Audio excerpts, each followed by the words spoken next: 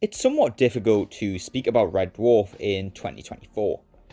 Over the course of almost 40 years, it has become as much of an imposing monolith as the ship from which it takes its name, having spawned 12 television series, one feature-length special, a whole host of novelizations, spin-off specials, charity specials, documentaries, and a devoted fan base who continue to follow the show to this very day. And ultimately, I'd like to count myself as a member of that fan base.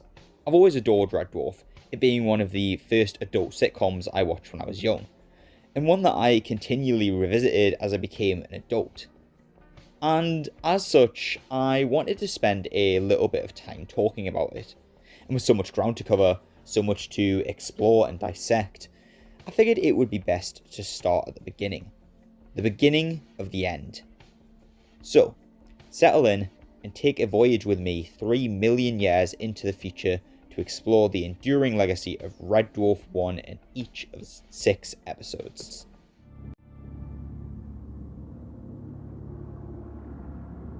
The End, the show's opening episode, essentially chronicles the origin of the show's driving concept and characters, showing us how David Lister ends up as the last human alive, marooned in deep space 3 million years away from Earth. And The End is one of those wonderful introductory episodes in that it manages to establish the distinct style and tone of the show alongside its key characters and narrative, despite the fact that it is entirely removed from that driving concept behind the show, this idea of lost souls marooned in deep space.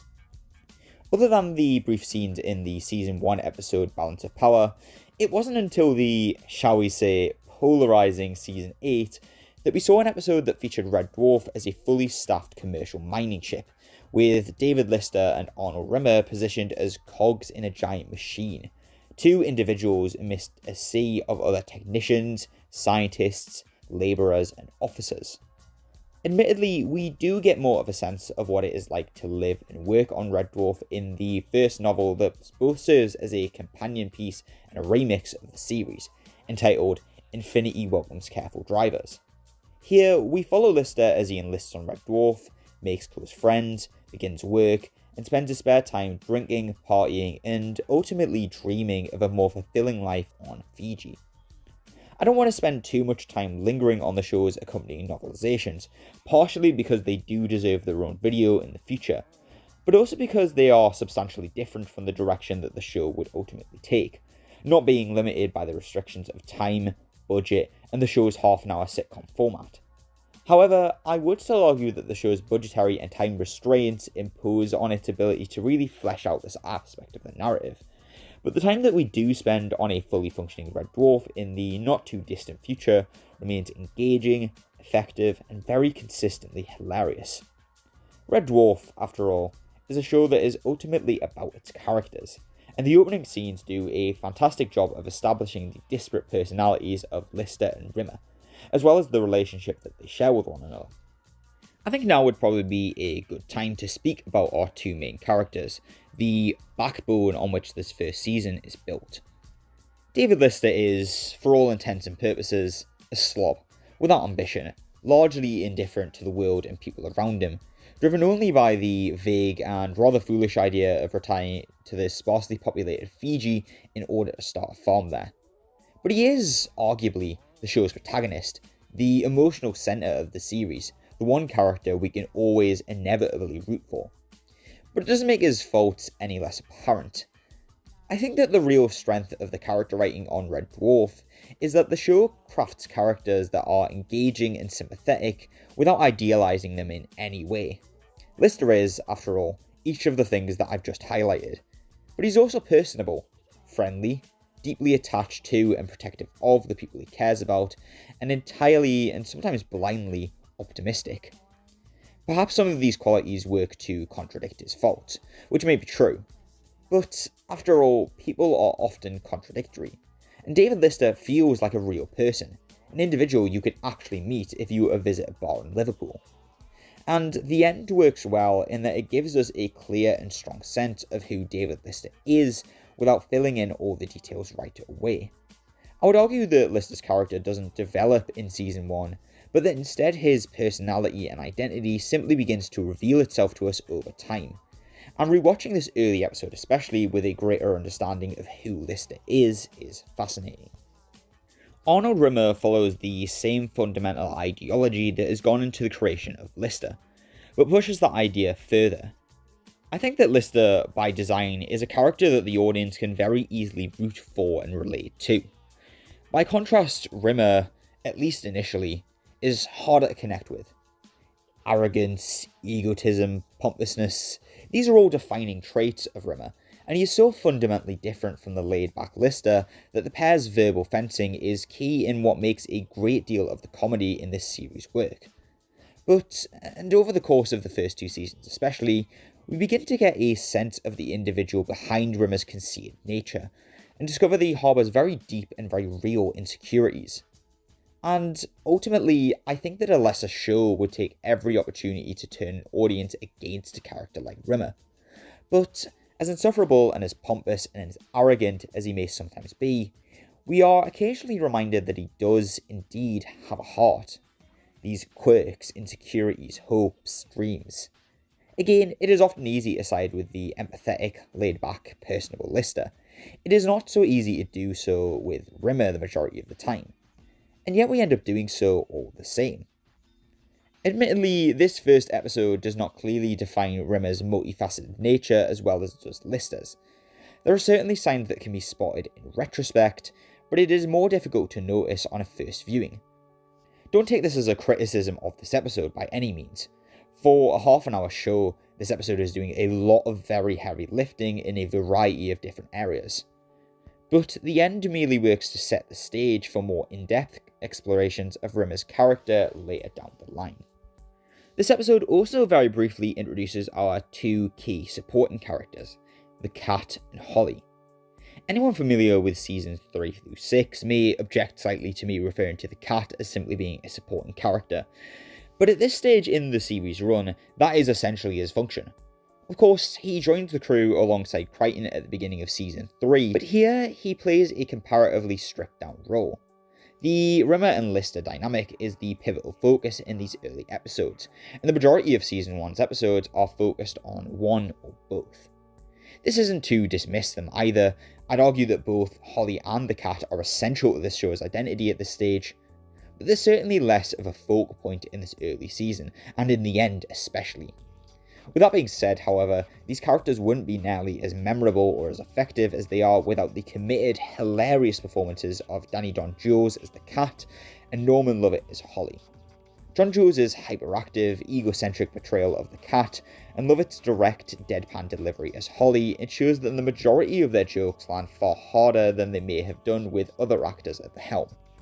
Neither serves as the emotional or comedic core of the show at this stage, but they add a great deal of energy and variety to these early episodes. Of course, the writing is what makes this early season so special. The budget simply did not allow for any more than the bare minimum in terms of effect and locations. As such, this season, alongside Red Dwarf II, achieved success based almost entirely upon its well-realised characterisation, its dialogue, and the remarkable sense of atmosphere and tone it manages to establish.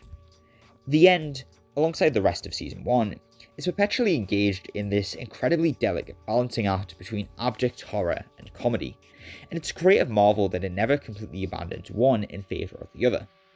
The iconic "Everybody is Dead Dave" is ample evidence of that. Holly's declaration is cold and severe.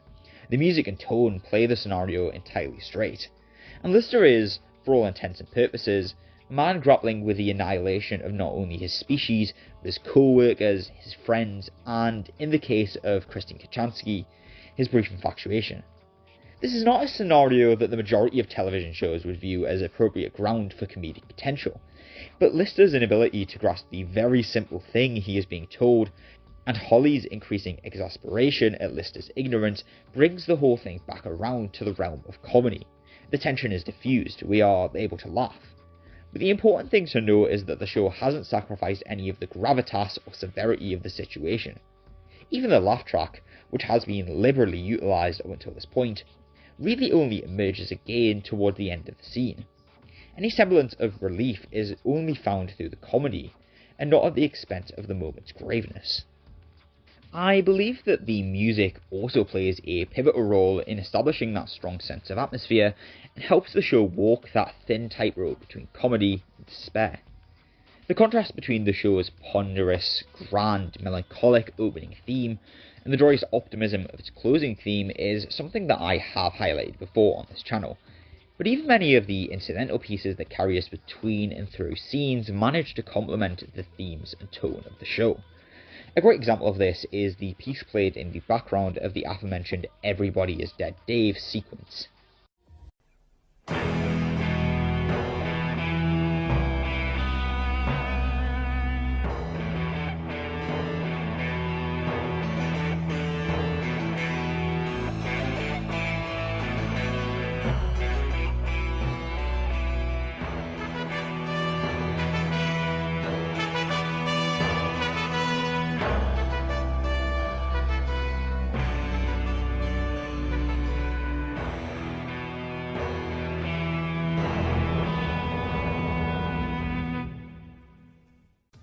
It begins with these massive, vaguely ominous guitars surging to the surface, a representation of the emotionally overwhelming news that Lister is receiving. But as the piece progresses, we hear a slight, lighter variation on the Red Dwarf theme with the horns that signals the slow fading out of the piece, as the comedic aspect of the scene begins to rise to the forefront and the initial shock begins to recede. I fully realise that dissecting the anatomy of this sequence like this does run the risk of robbing it of a little bit of its power and hilarity, but I think it's worth stopping to appreciate just how well put together a lot of the scenes in this introductory episode are. I'd also like to take a moment to discuss the ending scene of the episode, because I believe that it also acts as a succinct encapsulation of the show's tone, themes, sense of humour and identity. After the revelation that the cat is the descendant of a species that created an entire religion out of Lister's vague plan to start a farm on Fiji with his pet cat Frankenstein, which is a plot point I'll explore in a little more depth when I come to discuss the episode Waiting for God, Lister asserts that perhaps there is hope for him to live out his dream. No, it's not Cloister. It's me, it's Lister. It's Lister the Stupid. Who shall returneth to lead us to Fushal, the promised land. And I will. I'll lead you there. That's where we're going. Holly, plot a course for Fiji. Obviously, we understand that this will never come to fruition. Marooned 3 million years into deep space, the crew have no idea of where they are or what the Earth will look like if they were even able to make it back. But Lister maintains hope regardless. And this, to me, is the emotional core of Red Dwarf that makes it so special, and that keeps people coming back to it. This idea of having hope in the face of abject despair and cosmic indifference. Because, really, there is no hope. But the show doesn't invite the viewer to mock or deride Lister for remaining hopeful. Instead, it invites you to root for him, to hope that he can find some purpose and some peace in a universe that arguably has no conception, or at the very least, no interest in his existence.